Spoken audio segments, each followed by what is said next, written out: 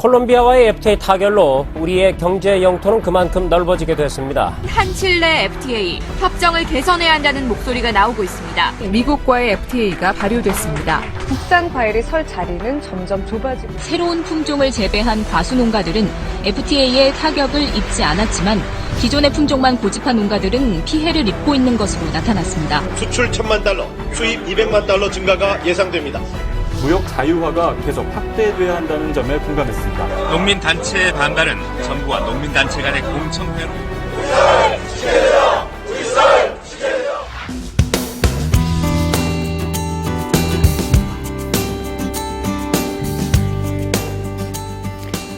어떻습니까? 살갗을 스치는 내 얘기 같진 않았나요? 농가, 도시, 가게, 기업 어떠한 위치에 있든 결코 남의 얘기가 아니죠. 우리 일상과 직결되어 있는 얘기입니다. 안녕하세요. 저는 국제 통상 문제를 가지고 고 세계 소그레의 통상 파트 강의를 담당한 이명수라고 합니다.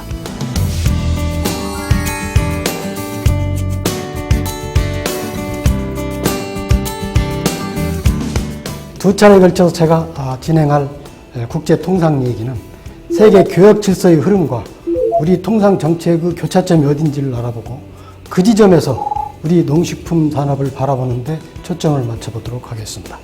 비록 제한된 시간이지만 국제 여건의 흐름을 체계적으로 이해하고 이를 토대로 해외시장 개척이나 또는 국내 농업 발전에 큰 그림을 그리는데 도움이 됐으면 하는 게 저의 바람입니다. 자, 그럼 지금부터 오늘의 주제인 최근 국제 통상 트렌드에 관한 이야기를 시작하도록 하겠습니다.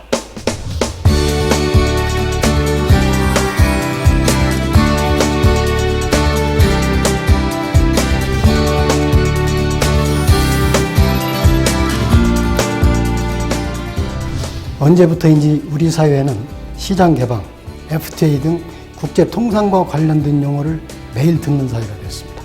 그만큼 우리 사회가 국제화됐다는 얘기겠죠.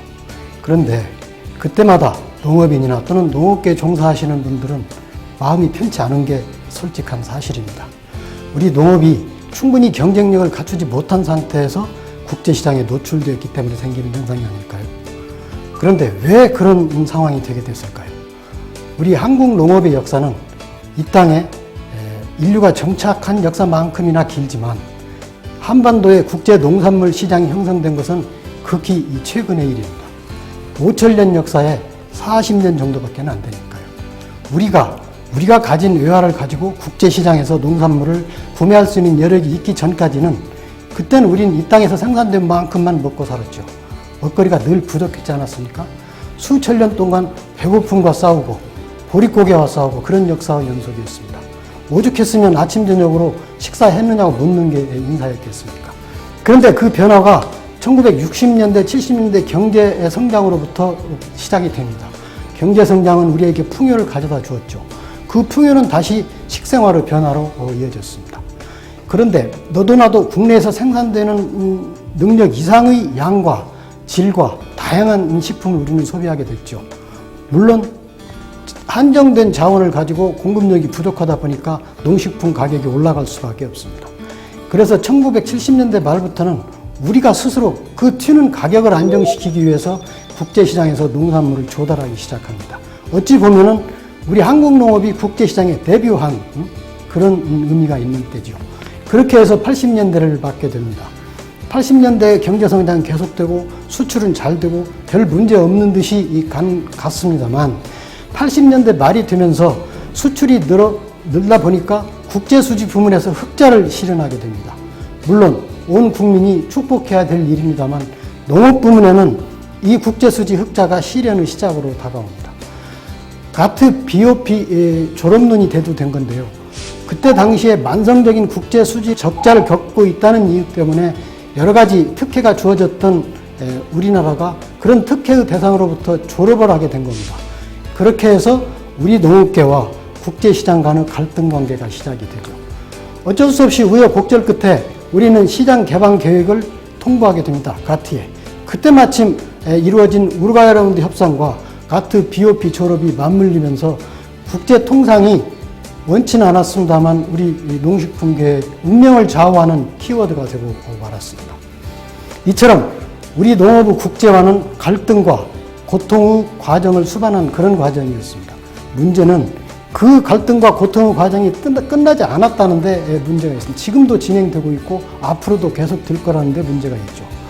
이제는 그런 현실을 그대로 받아들이고 국제통상의 흐름에 맞추어서 우리가 생산을 하고 그에 맞추어서 소비하고 수출하고 그렇게 하면서 더 큰 번영을 일궈야 되는 책무가 우리 앞에 놓여져 있는 셈입니다.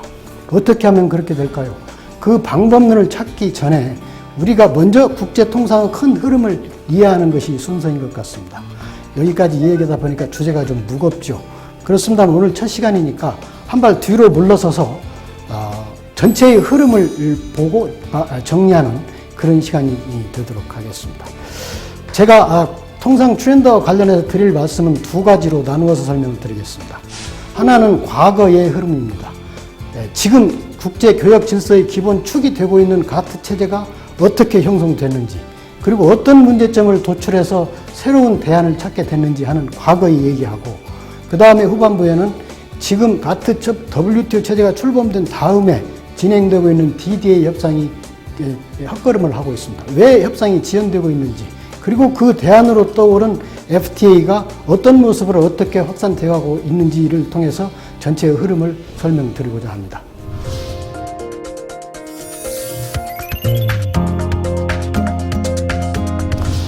지금 시행되고 있는 국제통상교역 질서의 근원은 1930년대 대공황까지 거슬러 올라갑니다. 그때 세계적인 자본주의가 흔들릴 정도의 대공황을 맞아서 세계 모든 경제가 침체가 돼 있었죠. 그때 당시에 세계 경제를 이끌어가던 주요국들이 경쟁적으로 보호무역주의를 취하게 됩니다. 관세를 높이고 비관세 장벽을 더 쌓고 국내의 제품 간의 차별 강화함으로써 자국산 산업을 보호하기 위해서 경쟁적으로 나섰죠. 그런데 그런 기간이 일정 지난 다음에 국제사회는 스스로 교훈을 얻게 됩니다. 그렇게 무역 장벽을 쌓게 되면은 세계 경제가 더 침체가 되고 무역 보복과 전쟁으로 이어지고 종국에 가서는 세계 평화를 위협하는구나 하는 깨달음을 얻게 됩니다. 그런 교훈을 토대로 해서 세계 2차 대전이 끝날 무렵엔 1940년대에 들어가면은 미국과 영국을 중심으로 해서 그때 당시에 세계 경제를 이끌던 국가들이 전쟁 이후의 경제 질서를 그림을 그리게 됩니다. 지금 작동되고 있는 IMF나 세계은행과 함께 그려진 그림이 UN 산하의 국제무역기구를 만들자는 거였어요. ITO입니다. 그 ITO를 만들어서 세계 자유교역을 실현함으로써 전체적인 평화를 정착하다 하는 그런 높은 뜻을 가지고 있었는데 아이러니컬하게도 그런 움직임을 주도했던 미국이 자국 국회에서 비준을 받는데 실패를 하게 됩니다. 그렇게 하면서 ITO 설립은 무산이 되죠. 그러나 그런 움직임을 주도했던 국가들이 ITO가 무산된 상태에서도 다른 시도를 하게 됩니다. 그때까지 ITO를 설립하기 위해서 만들었던 ITO 헌장 중에서 통상교역과 관련 부분 그리고 ITO라는 국제기구가 설립될 걸 전제로 해서 이루어졌던 관세 협상 결과를 짜집기를 해서 잠정협정 형태의 소위 관세 및 무역에 관한 일반 협정, 가트 협정이라는 잠정협정을 발족시키게 되죠. 이것이 1948년의 얘기고 그것을 발족시키는 데 서명한 나라는 23개국입니다. 그래서 그렇게 1948년에 발족한 잠정협정 형태의 가트는 새로운 체제인 WTO 체제가 출범될 때까지 한 40-50년 동안 세계 교역 질서를 관장하는 유일한 기구로서의 역할을 하게 됩니다. 이렇게 출범한 가트 체제는 세계 교역 자유화를 위해서 많은 공헌을 세웠습니다만 시간이 흐르면서 점점 문제점을 노출하게 됩니다. 너무나 많은 예외 규정이 있었고 그걸 남용하는 국가들이 있었고 또는 반덤핑이라든가 수출 자율 규제라든가 이런 것들을 남용함으로써 사실상 40년대 공황기에 있었던 그런 자유무역을 보호무역을 방불케 하는 상태도 생기게 됩니다. 농산물 교역의 경우는 너무나 많은 예외가 허용됨으로써 사실상 농산물 교역이 가트 밖으로 밀려나는 그래서 가트 입장에서 보면은 마치 농산물 교역이 성역화돼 버리는 그래도 어쩔 수 없는 그런 상황이 이르게 되고요. 1940년도에 만들어진 가트로서는 전혀 생각하지 않았던 국제 서비스 교역이라든지 지적재산권 교역이라든지 국제 투자라든가 관련된 어떠한 규정도 없는 상황에서 실제 교역은 이루어지고 있다 보니까 굉장히 무력한 가트가 되어버렸죠. 이렇게 잠정협정 형태에서 여기저기에서 교역과 관련된 분쟁이 빈발했습니다만 그걸 효과적으로 제재를 한다든가 그런 분쟁을 해결하는 메커니즘이 작동하지 않는 문제점을 드러냈습니다. 그렇게 해서 마지막 아까 전에 말씀드린 8번 협상 중에서 마지막 협상인 8년간 진행된 우루과이 라운드 협상을 통해서 거치면서 WTO 체제를 대안으로 생각을 하게 되죠. 그래서 옛날에 40년대에 생각했던 ITO에서 발상된 WTO 체제를 협상하게 되고 그래서 95년도에 출범을 하게 됩니다.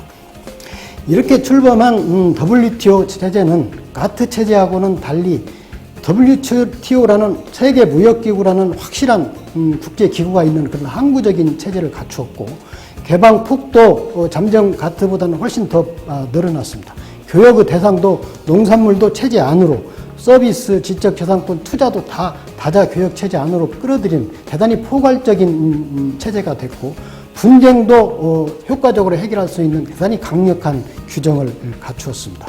그런데 요즘 WTO가 위기를 맞았다는 시각들이 지배적입니다. WTO 출범 이후에 진행된 DDA 협상이 재걸음을 하고 있기 때문이죠. 왜 그럴까요? 이것은 WTO 협상에서 이루어지는 약속의 한시성 때문에 그렇습니다. 우루과이 라운드 협상에서 선진국은 6년간, 개도국은 10년간의 개방 계획을 약속을 했죠. 그러니까 95년도에 WTO가 출범을 했으니까 선진국은 2000년까지, 개조국은 2004년까지 시장 개방을 약속을 했던 겁니다. 그러니까 선진국 기준으로 하면 2002년이 되면은 약속했던 이행기한이 만료되니까 새로운 그 후속 협상을 하기 위해서 2000년에 새로운 협상이 열렸습니다만 2014년 지금까지 15년째 타결이 되지 못하고 있는 그런 상황입니다.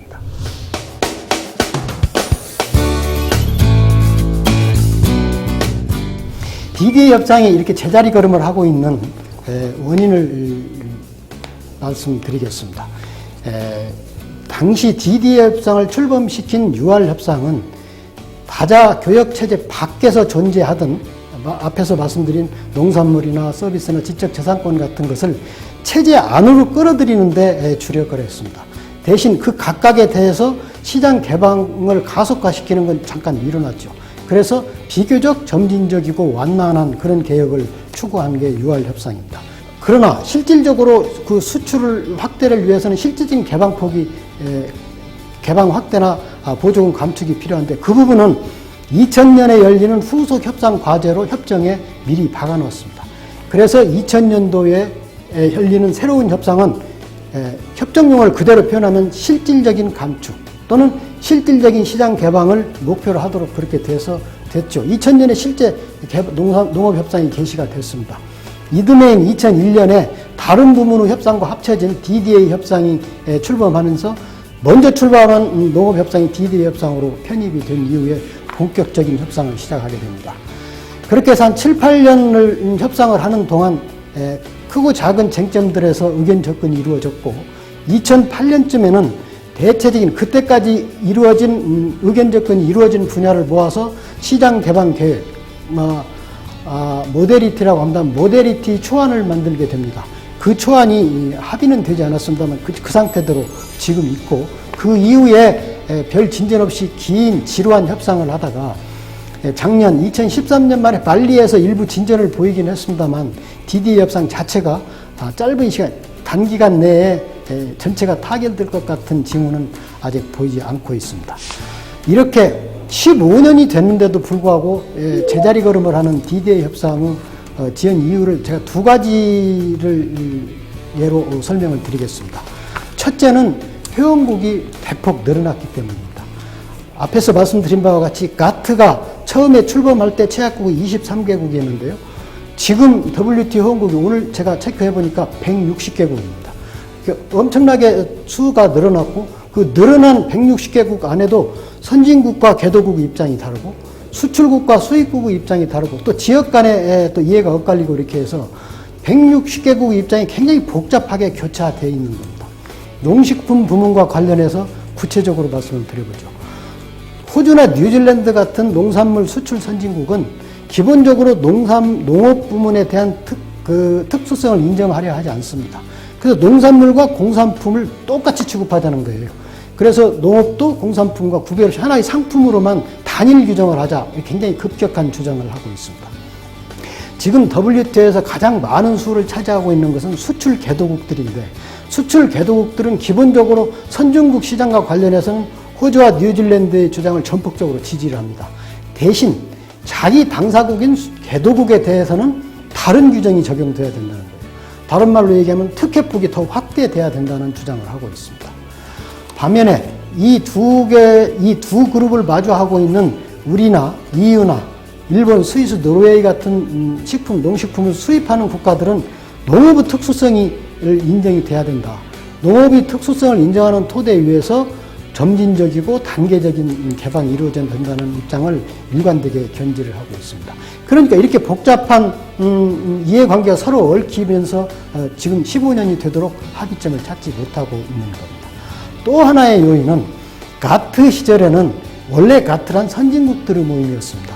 당시에 세계 교역을 주도하던 선진국들이 23개 국으로부터 출발해서 비교적 동질성을 가진 국가들끼리 하던 협상이었죠. 그래서 6월 때까지만 하더라도 세계 양대 축인 유럽과 미국의 두 축이 부딪히면서 입장을 조정하면 전체적으로 협상이 앞으로 진전하는 그런 모양을 보였습니다만, 지금은 얘기가 다릅니다. 지금은 미국이라는 축은 그대로 있습니다만 거대한 개도국인 중국, 인도, 브라질 이렇게 4개 국가가 협상을 주도해가는 모양새를 갖추고 있습니다. 4개 국가가 협상을 주도하는 건 관계가 없는데요. 미국이나 EU 같은 선진국 입장에서는 그렇게 거대한 국가에게 특혜를 준다는 게 굉장히 부담스러운 거죠. 그래서 입장의 신축성을 갖기가 굉장히 어렵다 보니까 이렇게 협상이 지체되고 있는 겁니다. 그러나 DDA 협상은 15년이라는 오랫동안의 논의를 거치면서 기술적인 부분에 대해서는 사실상 협상이 거의 다 끝나 있는 상태입니다. 그래서 몇 개 소수의 아주 예민한 쟁점을 제외하고는 초안이 이미 다 정리가 되어 있는 상태이기 때문에 어느 시점이 될지는 모르겠습니다만 주요 국가들의 정치적인 의지가 형성이 되고, 그래서 국제 여건이 조성이 되면 오랜 기간의 기술적인 협상 과정이 없이 굉장히 빠른 속도로 타결에 이를 수도 있는 그런 특성을 가지고 있다는 말씀으로 DDA 협상에 관한 얘기를 마치겠습니다. FTA란 무역 특혜를 서로 부여하는 지역무역 협정 일종입니다. 제가 오기 전에 WTO 홈페이지에 들어가 체크를 해보니까 WTO 오늘까지 통보된 그 지역무역 협정이 583개나 되네요. 그 중에서 377개가 지금 현재 발효되고 있는데, 하나 주의해서 봐야 될 것은 그렇게 대폭 늘어나고 있는 FTA 협정은 WTO가 출범함을 전후로 해서 늘어났고, 특히 2000년 이후에 최근 들어서 폭발적인 증가세를 유지하고 있는 게 전체 국제 통상 트렌드의 큰 특징 중에 하나입니다.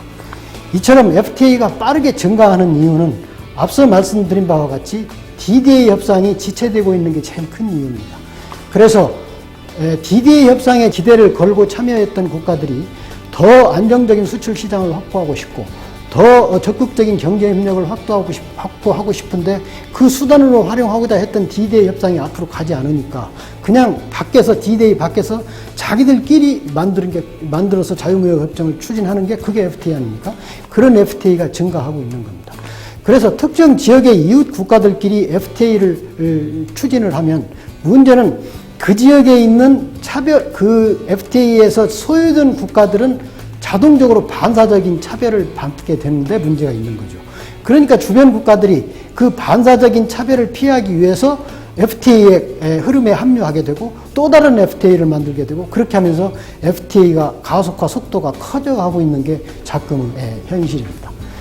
그런데 그런 기간 동안에 그렇게 FTA를 추진해오다 보니까 이제는 세계 구석구석에 인접 국가들 간의 FTA가 다 끝났습니다. 이제는 원거리 국가 간의 FTA를 추구를 하고 있습니다.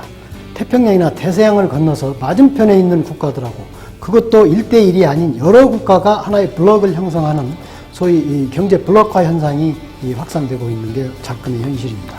조금 더 구체적으로 말씀을 드리면 미국이 주도하고 있는 환태평양 경제 동반자 협정 TPP라고 알려져 있습니다.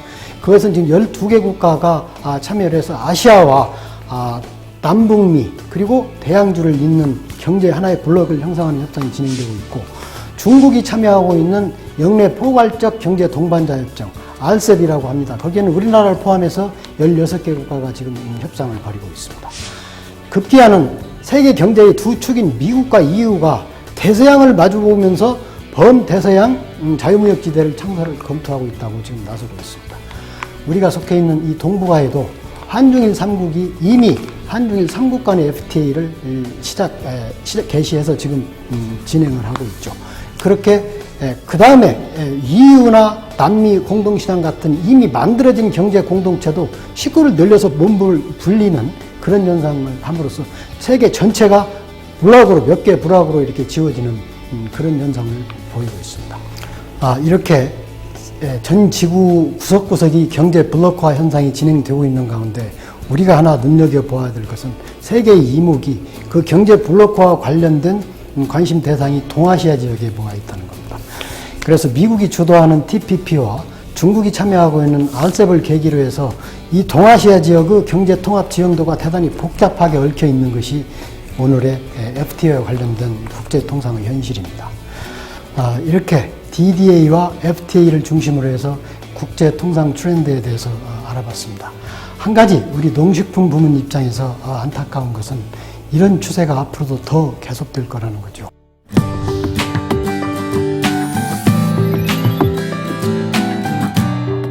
그래서 어떤 국제 경제의 부침이나 또는 국제 정치적인 흐름에 따라서 협상의 진전 속도가 늦어졌다 빨라졌다는 하겠습니다만, 기본적으로 DDA나 FTA가 가는 방향에는 변화가 같지 않다는 게 제 생각입니다. 그래서 어쩔 수 없이 우리도 그것이 현실이라면 그런 국제 여건에 맞추어서 생산하고 수출하고 유통시키고 소비하는 그런 마음가짐이 굉장히 중요하고요. 특히 지난 20여 년 동안 우리도 고통과 시련을 겪으면서 나름의 압축된 경험을 쌓았다고 생각합니다. 이제는 우리가 농식품 부문 안에서도 더 잘할 수 있는 부문, 더 잘할 수 있는 품목, 더 경쟁력이 있는 기술을 발굴하고 특화해서 그 특화된 부문을 디딤돌로 해서 세계로 뻗어가고자 하는 그런 마음가짐이 중요하다 하는 말씀을 이 시간을 결론 삼아서 말씀을 드리겠습니다. 이렇게 오늘 강의는 마치고요. 올 강의 연장선상에 있는 핫 이슈죠. 한국 FTA와 농식품 산업이라는 주제로 다시 다음 시간에 찾아뵙도록 하겠습니다. 여러분 경청해 주셔서 대단히 감사합니다. 안녕히 계십시오.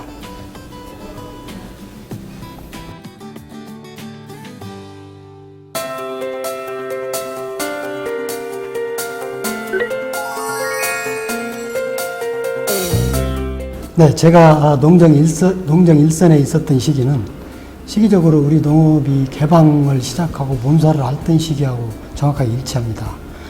그래서 그 가트 BOP 협상부터 FTA 협상까지 계속이 됐고, 그때마다 또 국내 대책을 만들고 하는 과정에서 뭔가 지키겠다고 이리저리 뛰어다닐 수밖에 없는 게 오늘 살아가는 그 농정 공직자들의 숙명 같은 건데요.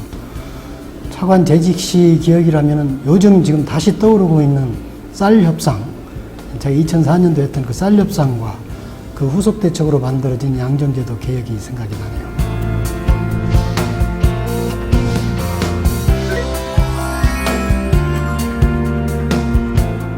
네, 행복합니다. 여러 가지로 부족한 사람이 무거운 짐을 놓고 자유몸이 됐으니까 행복할 수밖에 없죠. 그런데 하나 좀 의아한 것은 제가 재직 시에 정열을 쏟았던 그 관심 대상이 퇴직 후에도 잘 바뀌지 않더라고요. 그게 저도 좀 의아하게 생각합니다.